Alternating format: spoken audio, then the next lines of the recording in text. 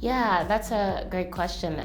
Well, one, I wouldn't say it's not a trend, and the reason why sustainability is part of this conversation because we think it's actually a force, and it's a force influencing how we behave, how we think about the world, what we're interested in, what we're motivated by, and that's what Visual GPS was able to surface through this research that it was bigger than just kind of a passing, fleeting trend. And I think obviously there's all of these things that are happening within the sort of zeitgeist, whether politically, socially, culturally, and so on, that are influencing our sort of perspectives on sustainability and are motivating us to be more conscious, whether it's the banning of plastic bags in New York State. They actually banned all plastic bags. That went into effect, I think, over the weekend.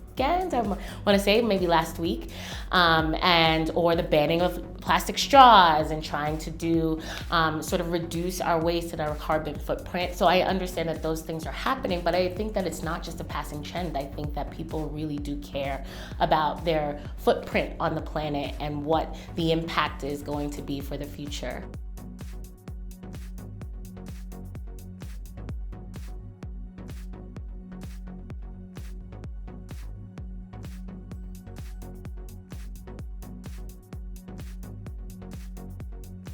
When it comes to sustainability, and any of the forces that we're thinking about, whether it is authenticity, whether it is diversity and inclusion, whether it is about technology, our content, it has to reflect the world around us. So it isn't necessarily about one commitment or some promotion of a sustainable lifestyle. We are trying to represent the world as it is. And that is what we know that our customers are interested in and the consumers are interested in out there in the world. So when it comes to sustainability, we understand our responsibility in representing sustainability, sort of a modern take on what sustainability actually looks like today.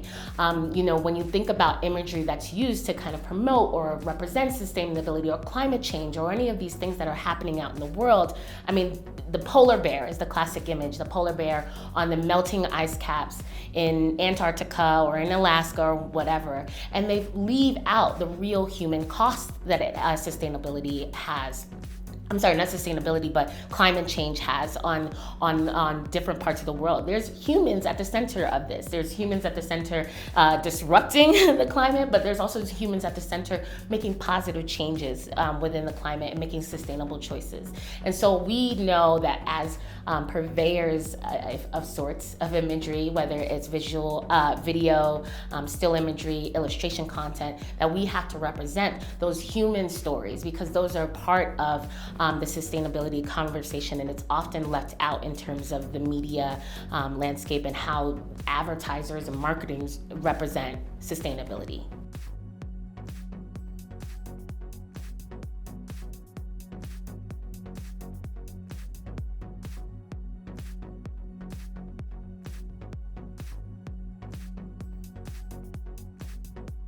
Yeah, I think, we have to ask ourselves these questions internally all the time. Like, what's the value of a cliche? The polar bear, for example, is a cliche. It's a thing, it's a representation that at a glance you quickly know what we're talking about when we see a polar bear on a melting ice cap, right? So there's some utility to that.